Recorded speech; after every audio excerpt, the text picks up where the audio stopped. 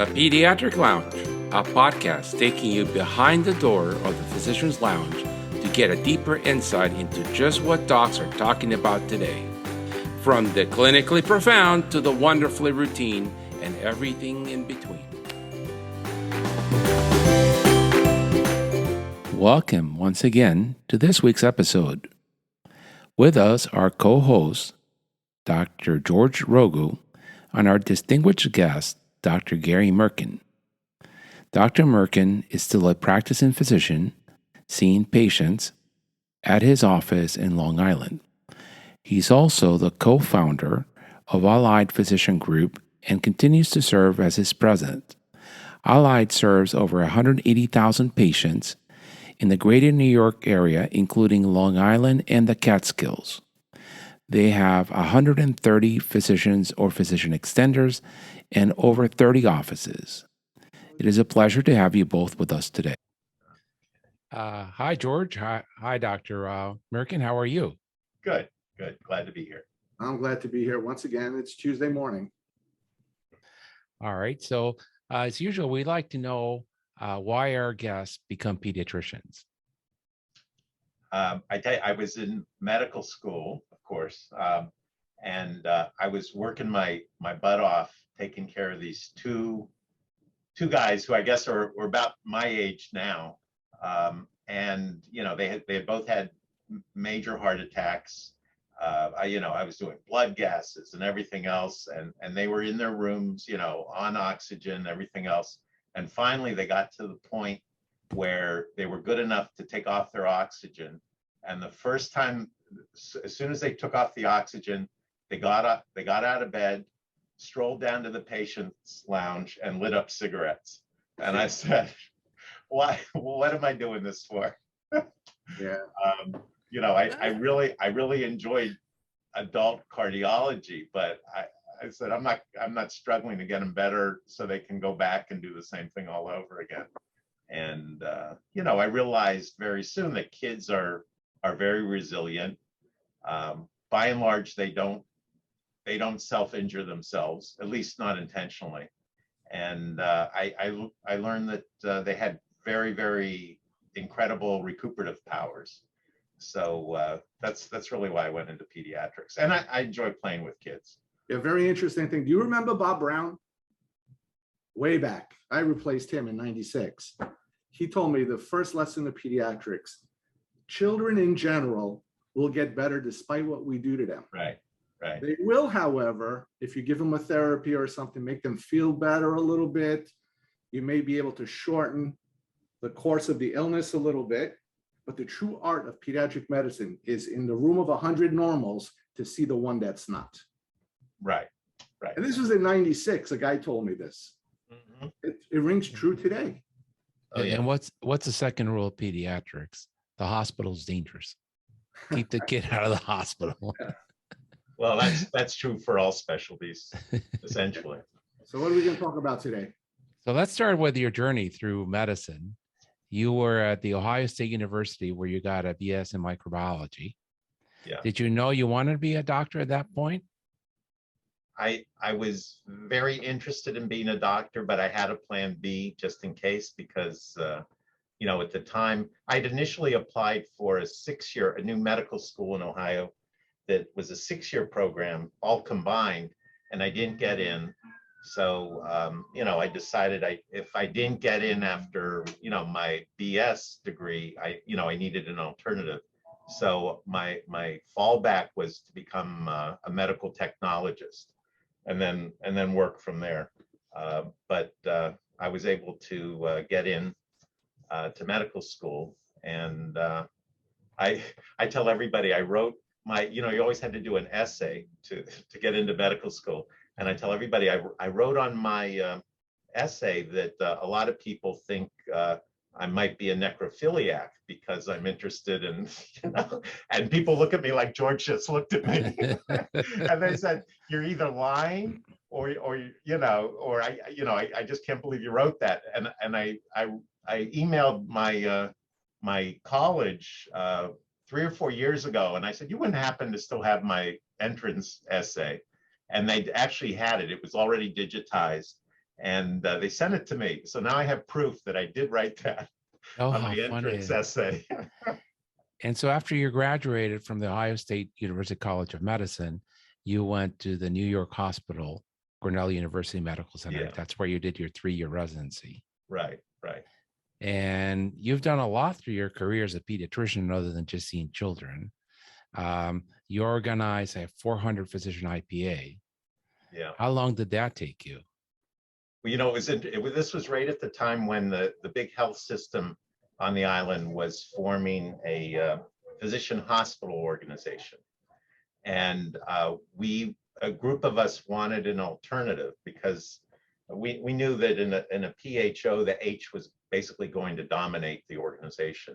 So we found that there was already a pre-existing IPA that the hospital had established years before that was sort of dormant. And we looked at their books and everything. We realized they had a nice treasury and they weren't doing anything about it with it. So we called for IPA elections, and we had enough physicians vote in the election that essentially the group of us took it over. So we took over this existing IPA that had been dormant with a nice healthy treasury, and we hired a negotiator consultant, and we took off from there. And actually, the IPA is still going strong. It's been like 25 years now. Oh, well, are you still part of the IPA or? Yeah, I was president for about 10 years, and then when I got involved in my next venture, I had to step back from that. So I'm still on the board though, and we meet 6 times a year, and still have a lot of very good contracts. Oh, wow. And then you went on to be one of the founding members of our Allied Physician Group, Right. and that's an integrated, almost all pediatric group without walls. Do I get it right? You got it. Okay. And that's, if not the biggest one in the country, one of the top 3 in the country. Well, in the Northeast, I think we're the biggest, but we're in the big leagues, I think. Wow. Yeah. And then in 2016, you were named top CEO by the Long Island Business News. How did that come about? That's a big win. Well, it's a nice honor, but I've learned in subsequent years that this is how Long Island Business News makes a lot of their money. So you get sponsors for their journal, and it's nice. It was nice at the time, but I'm not alone in that honor. Oh, but that's still a great honor. Yeah. And makes us very proud to have you here. Now, we wanted to talk a little bit about we're going to get in the weeds a little bit in this podcast. Mm-hmm. There are many different ways of integrating physicians. So George has integrated physicians on Long Island through a clinically integrated network. Right. And that is just kind of a light level of integration based on quality measures. Do I have that right? Very light. It was for privates, they want to do their own thing, their own technology. So it's a legal integration. So we don't fall into the traps. But their model is a much bigger model. So the CIN could be very, very light, just sharing risk and looking at quality and not having to merge any other assets. That's one model. Is that correct, Gary? Yeah. Okay. Then we have the IPA, in which you don't commingle assets or tax IDs, pension plans, healthcare for your employees. And then I get confused, but it's a bunch of doctors and they just go out and negotiate contracts. Well, technically in an IPA, you can't negotiate reimbursement on CPT codes. You can negotiate for quality initiatives, pay for performance, but the actual amount they offer you for 99213 really can't be negotiated. It's a take it or leave it. It's a take it or leave it, like a unless messenger. Unless you're I don't know if you're clinically integrated, you probably can. Well, So they don't it's do, those guys, they don't do CPT contracts. It's just the value-based stuff, which is the new thing. IPAs, from what I understood, is what their job is to get doctors together, which is hard to do. Mhm. And they go to the insurance carrier and say, well, I got these 300 doctors together. We're going to do good quality somehow. So let's offer these doctors a better contract. So that's whatever they come back with, that's their messenger model. Right. and so it's a messenger model. Somebody negotiates a contract and comes to your private office and says, they're offering this. Do you want it or do you not want it? Correct. Yeah. And you have no obligation to participate. You can walk away from it. Okay? Correct. And then we have two different supergroups. We have supergroups that are all owned by one person, say like Optimum, that is the largest employer of physicians in the country. They own everything. Everybody's a physician employee. And then we have the other model, which is a group without walls, which is what I think Allied Physicians is. How does that one work? Well, we have about 130 clinicians now. That includes some PAs and NPs. We have approximately 60 to 70 partners who are owners of Allied Physicians Group. So as partners, they vote on board members. They vote on specific policies of the group. We can negotiate with insurance companies, and it's a back and forth process rather than a take it or leave it process. The other, I mean, we found one of the biggest advantages besides better reimbursement rates is we can bargain with EMR vendors. We can bargain with our med mal. We can bargain with anything. Our medical waste, everything, and we save a lot of money in that aspect as well. So please correct me if I'm wrong, but in the groups without walls, everybody shares their tax ID, but each practice is a cost center. That's the way we've organized. You don't Okay. necessarily need to do it that way. Okay. Yeah. And then once the group negotiates a contract, all of the offices have to participate in the contract. You can't take it or leave it. Correct. Although I'm trying to think, basically that's true. We by and large participate with everything, except there are one or two where we went back to the insurer and said, listen, this is not working for us. And we do have some offices are heavy in one company and light in another. So before we go back to an insurer and say we're not taking it, we look at the impact for each office and make sure that one's not too adversely impacted. Okay. And then there's something else called an MSO, Medical Services Organization. And that's different, right? So that what I understand is that's like a management arm that one could hire to run their practice independent of the size of your practice. True.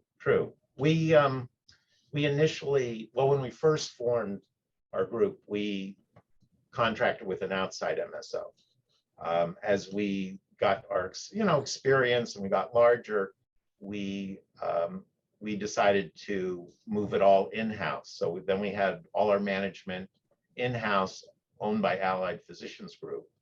And then at one point we decided, this would be worth offering to other physician groups that aren't a part of Allied.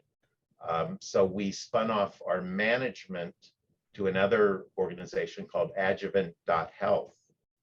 And that's the name of the MSO. That's our website, Adjuvant.health. And so basically all our non-physician executives, some of our physician executives, and all our non-clinical, non-professional employees like MAs, PAs, NPs are all employed by Adjuvant.health. Okay. And I'm sorry, one other thing. So now that we're organized like that, we do offer specific services to other medical groups. We do marketing. We do marketing for groups, actually as far as Chicago. and we do security reviews, HIPAA compliance, things like that for a lot of other groups, not just pediatrics. Okay. So you've grown outside of pediatrics on that side. Right, right. Okay. There's always a discussion whether you should be a primary care only group, a pediatric only group, a multi-specialty group. Why did your group decide to be mostly, except for one allergist, I understand, be all pediatricians? Well, we actually decided to be multi-specialty, Okay. but and that was, we initially, when we first formed, we were Allied Pediatrics of New York.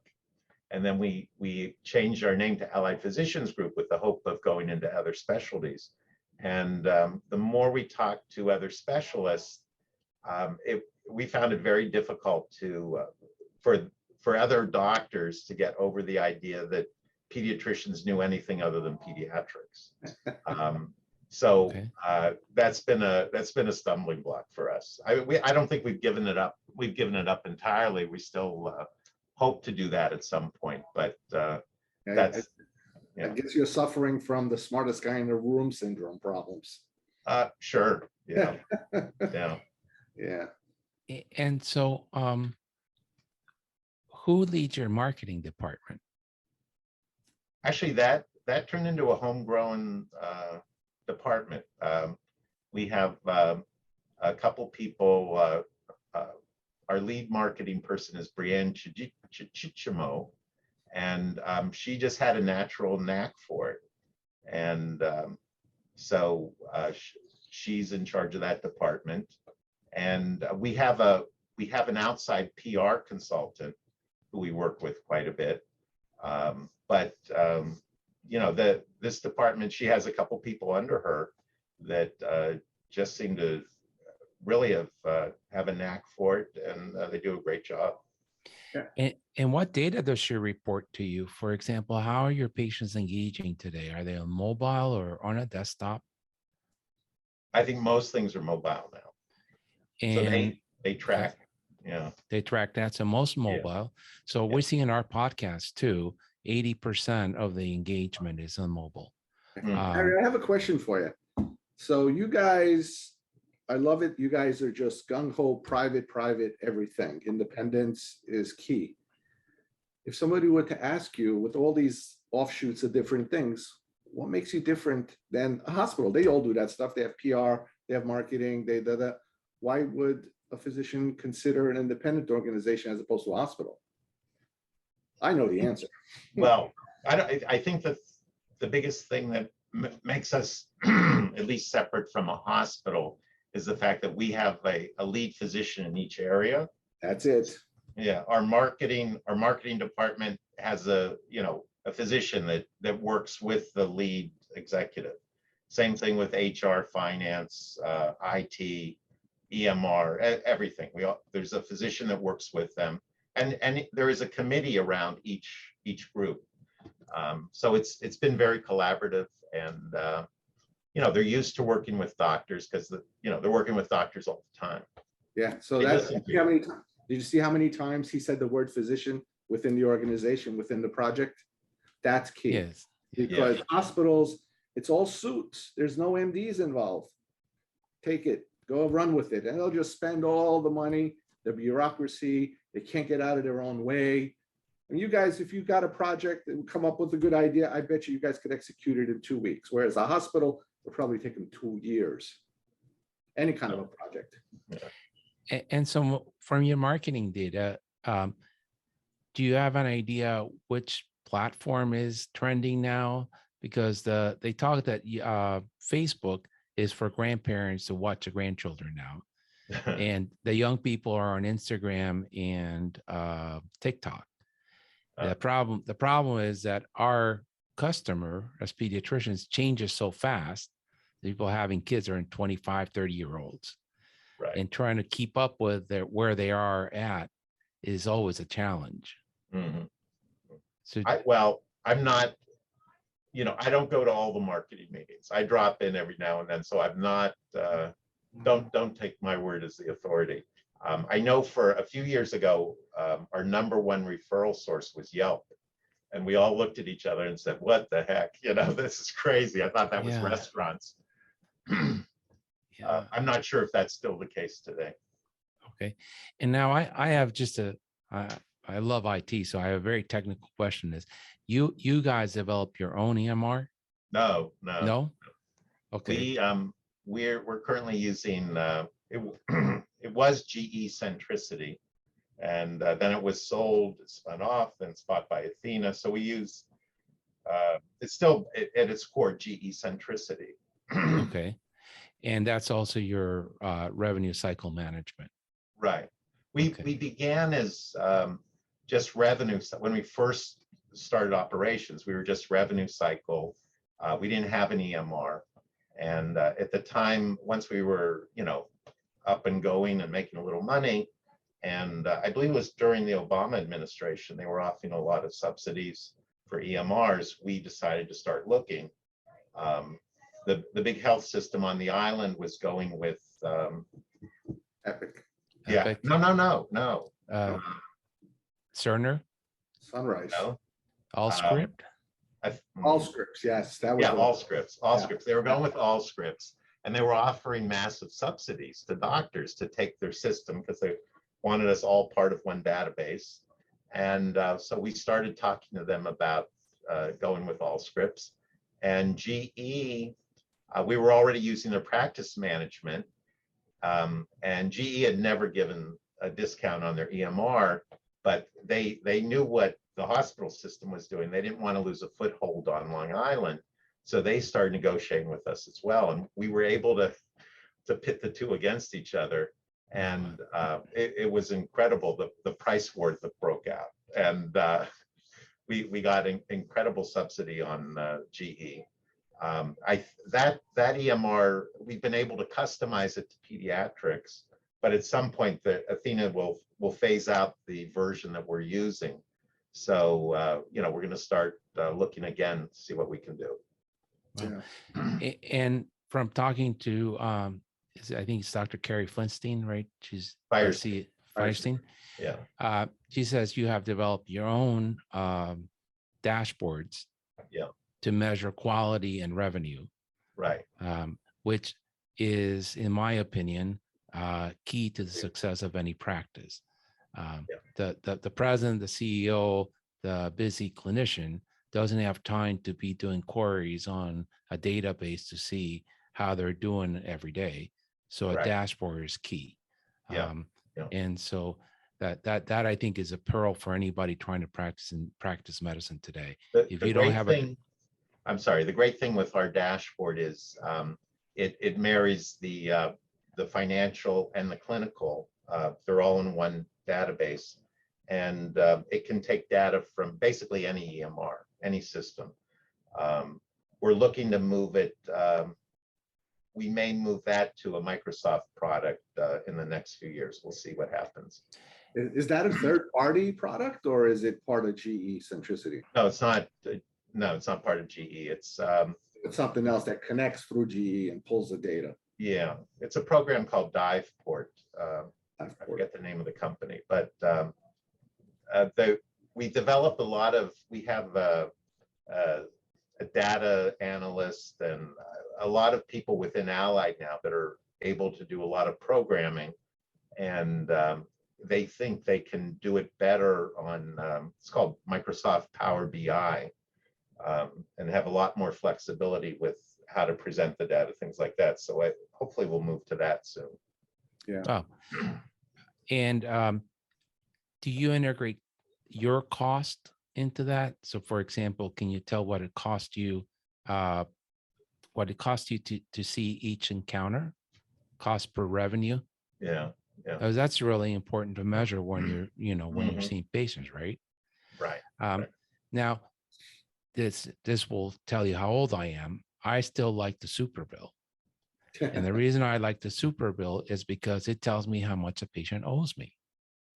So when I see a patient that owes me $500, I'll walk over to whoever's responsible for that and say, why am I seeing a patient that owes me $500? Where's the problem? Right. How do you do that in your practice? Well, I have to tell you, we've been trying to get everybody to get rid of their Superbills. My office still uses them. You're kidding. No. Although I don't know, I don't know if it's more for us to feel secure that, everything we did in the exam room is reflected on, we didn't forget to click a button, on a vaccine in particular, but yeah, we still use them. Not that we have to. It's just like what I found, Gary, with these kind of things is you have to trust and believe in the computer. If it didn't happen, it didn't happen. Forget about the paper. Because like I told my staff, from now on, if it's not ordered, it's just like in the hospital, you cannot take a verbal order. Put it in the computer. Do not take it, because I'm going to forget to tell you. And I wrote in an envelope, even if I forget to tell you, do not follow, don't execute my verbal orders. So when I forget, they say, remember the envelope because I made the law, I can't break the law because I made the law. Yeah. But you have to follow, forget about Superbills and stuff. Yeah. And then the other very interesting, which is different in different pediatric practices. So the emergency medicine groups, the radiology groups, the doctors don't ever do any of their coding. They dictate their note and they have coders that do that. What's your thought on that?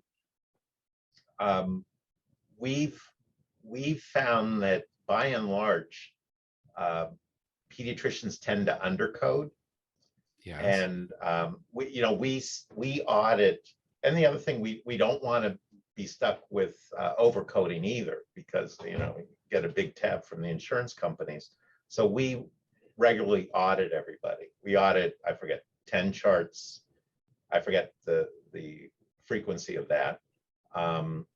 And we look at everybody's bell curve and make sure no one's inside the curve or outside the curve, or if they're outside the curve, sometimes there's we have a few people that specialize in mental health and things like that. So we expect them to be outside the curve. But we're looking at that. We're moving to a model where we're getting rid of all the billers in each office. So we're centralizing that, and we're looking at employing coders to review the notes and determine the code, or at least verify the code that the doctors put on for every note, because undercoding has been an issue. So people will tell you in emergency medicine, radiology, the doctor identifies with the patient and wants to bill them as little as possible. That's a psychological driver for undercoding. I found Second, the doctor's the highest paid in the room. And so you want to get somebody that's less expensive to actually do the coding so that the doctor can spend that time on a phone call or in the next patient. Yet most pediatric offices won't let go of the control, and they want to still be circling or putting everything in the EMR. There's a dichotomy in thinking of what you should do or not. But a lot of the EMRs have that advanced level of care coding built into the system by what you do, no? That was based on the old system, the 1997 bullet point. If you did so many bullet points on the history, on the exam, and medical necessity, then the computer could figure out basically what level you were, 3, 4, 5. But now they moved it to medical decision making. That's medical decision. So all that bullet coding is gone.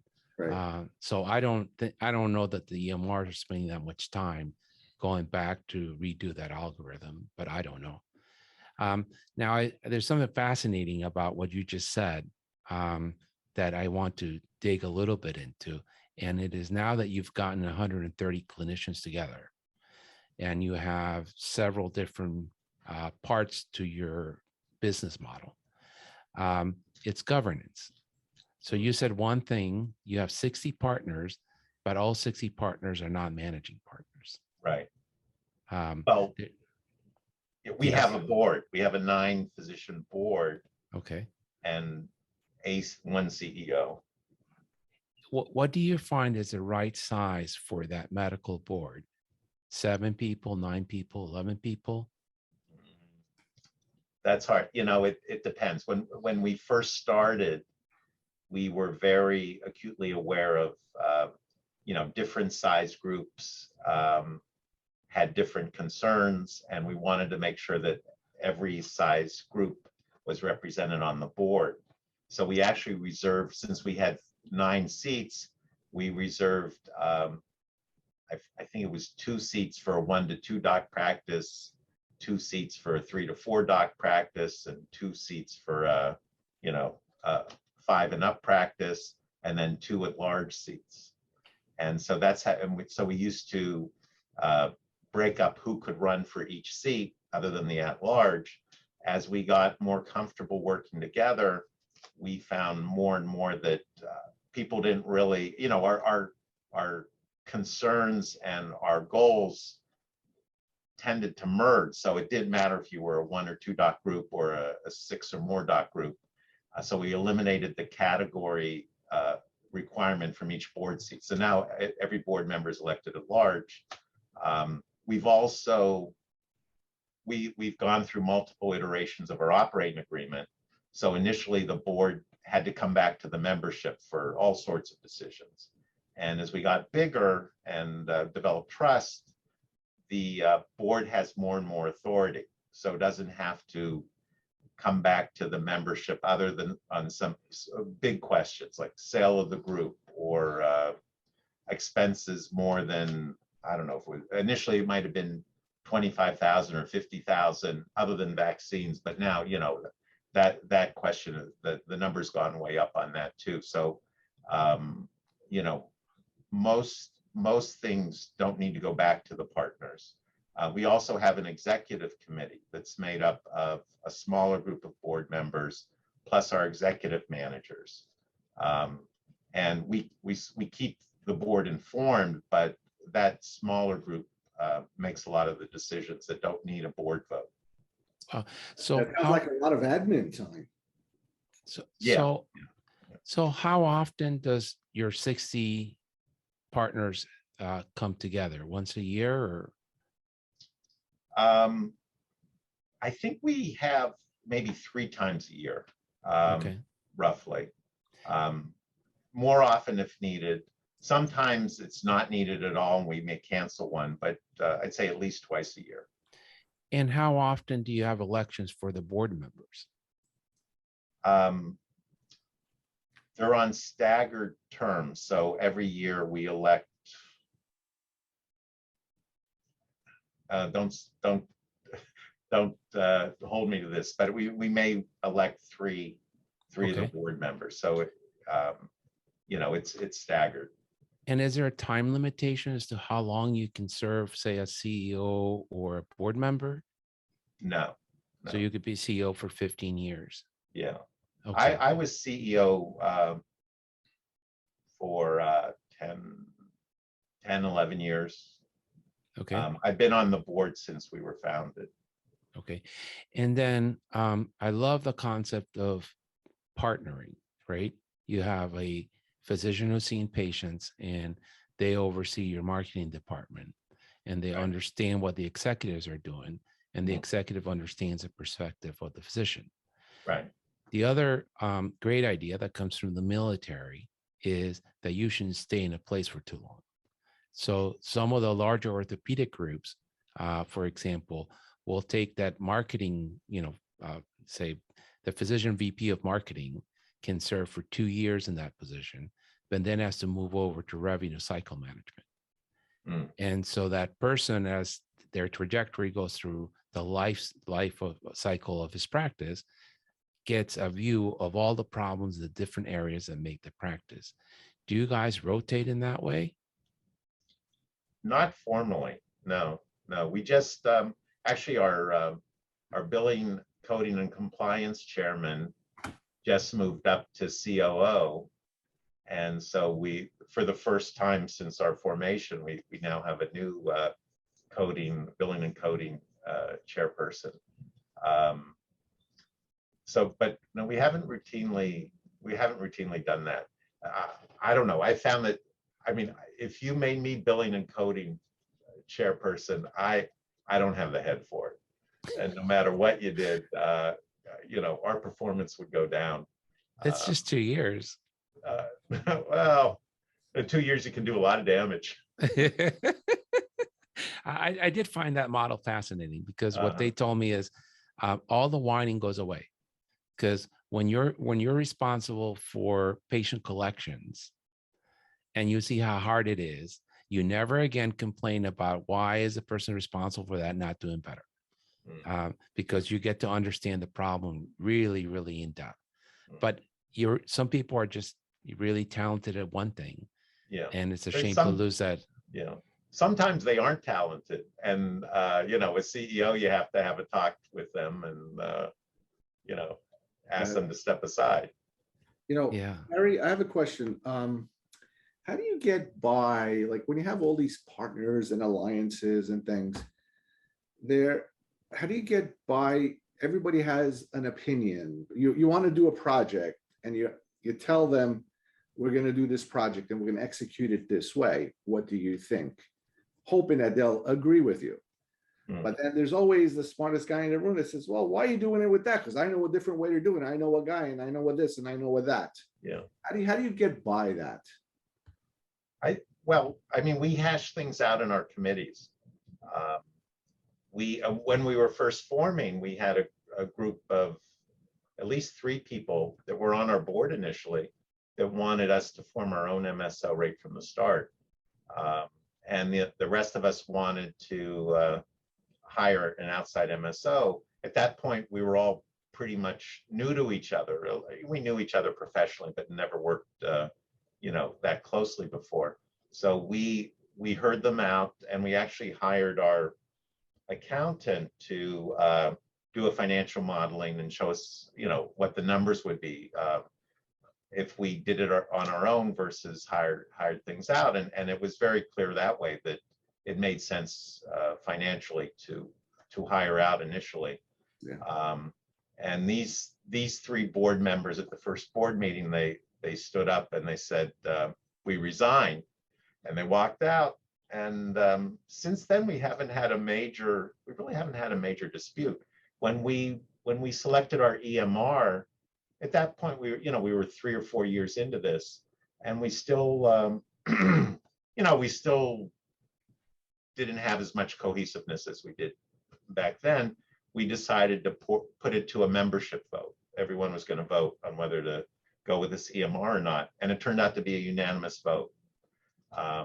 And other questions that we put to the membership, by and large, were unanimous, because people start to see that you have a track record for success, and they start to trust the physician, the physician board members and the CEO, and very little contentiousness. And sometimes even when there is contention, people say, listen, you let me speak my mind. I trust you're going to do it right, and it's been relatively smooth sailing, probably the last 5 years or so. When we formed our MSO, we thought that was going to be a problem, and that went well. And then when we had to make the decision to move everybody's employees, no longer as employees of the physician group, but as employees of the MSO, our executives especially thought that that's not going to sail. The physicians aren't going to go for that. They want to have direct control over their employees. And I said, listen, you got to do it. Let's see, let's put it to the partners, and it sailed through. Yeah. The way I work that around with physicians, because I've only grown up with partners, so I don't know how it is to be a solo practitioner. Mm-hmm. And I have brothers and sisters, so I know how to share. Right. What I found is I usually try to say my piece. I do my due diligence. I know what I'm talking about most of the time. And then people will complain, regardless of whether you're right or wrong. They will complain. They always have a better idea. So I've learned to say the complaint department is closed. The resolution department is open now. So once you have a resolution, come with it to me, and let's figure it out. And I found that most of those complainers will never get you a resolution. They walk away, and then my idea comes through again. And so your board members, your CEO, your executive team, that are physicians, are they required to still see patients? You know, we haven't made it a formal requirement, but they do. They all do. When I think right now Carrie Firestein is our CEO. I'm not sure how many clinical days she puts in, but she definitely, you know, she still sees patients, and I think that, you know, it gives one more grounding in what the day-to-day concerns are, and I think it makes it easier to function as a CEO or any executive if you're still seeing patients. Right. Absolutely, and I would assume that they are compensated whether they produce or not. You know, if you're spending 3 days managing the group and can't see patients but 2 days, you're not going to take a 60% pay cut. Right. No, we pay. When initially we didn't. It was about I don't know, it was at least 5 or 6 years into Allied when my wife said, "You can't, you know, you got to make a decision. Either do this, do that, or get paid to do that." And you know, and so it was tough to broach it initially, but you know, the partners saw the logic in it. So the partners have accepted it, which is great. Yeah. Now I have one big question for you. What's the biggest problem you see in medicine to be solved today, especially in pediatric or pediatric management?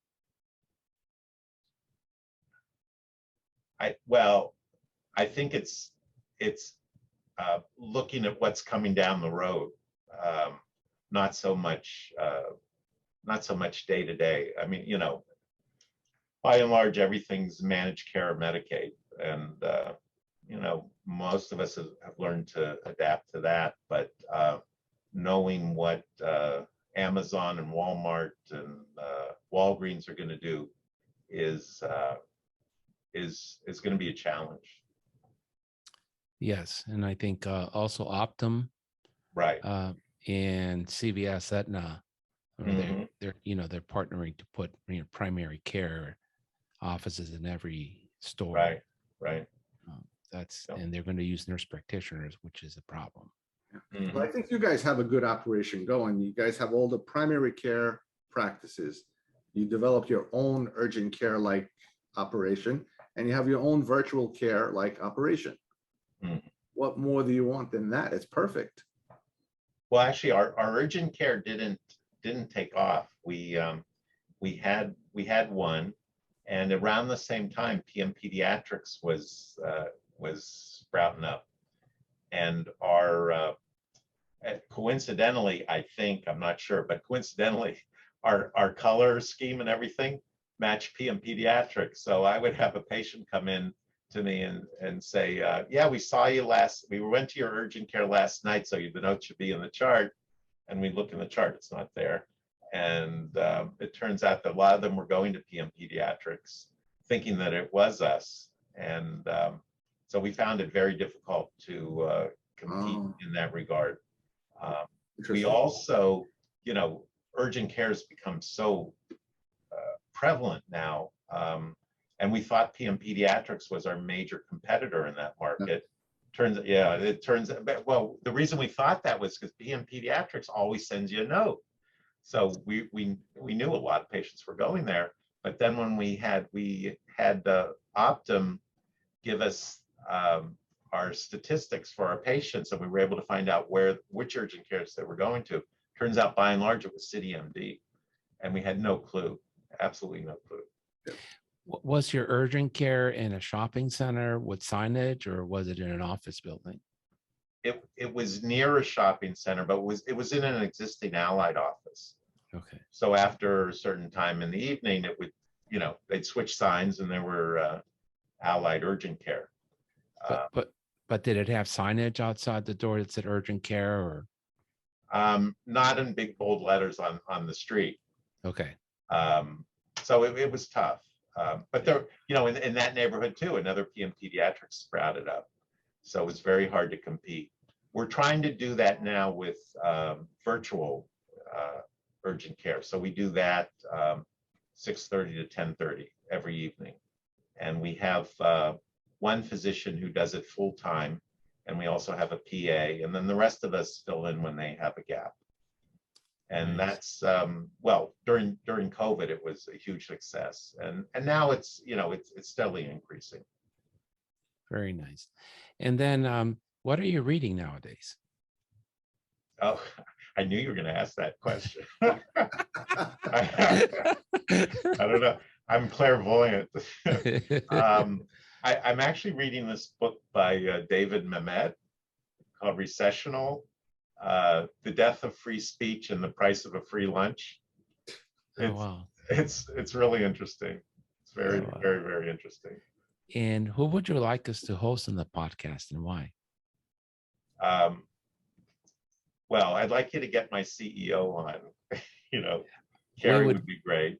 We Very would very much like to see that. She keeps Yeah. telling me to interview first. I Interview you reached out to her also. Now, I guess she'll say yes. And it might be fun if you could get someone from the hospital, just to get their point of view, and sort of grill them a little bit. That would be a hostile interview. Well, that's okay. That's okay. Well, Gary, what do you mean the hospital? What Well, level? I mean, What even level? like the Because there's different levels. the largest employer of pediatricians on Long Island Uh-huh. is Northwell Health System. Okay. And they have a pediatrician who's the head of that. I don't know, they call it a service line. He's an interesting guy to talk to. Right. Just to see his perspective and how he find out how he manages the cats. I think it's still a difficult job It is. to do. Even if you can entice them to join, it's still a difficult job. Interesting. Maybe we'll reach out to him. Maybe he'll connect us. Yeah. Yeah.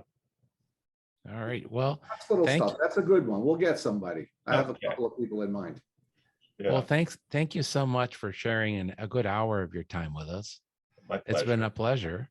Yeah. And we look Gary. forward to seeing you again on the podcast. Anytime. Okay. Anytime. Thank All right. you. You're So- welcome. So if you could stop recording now, George.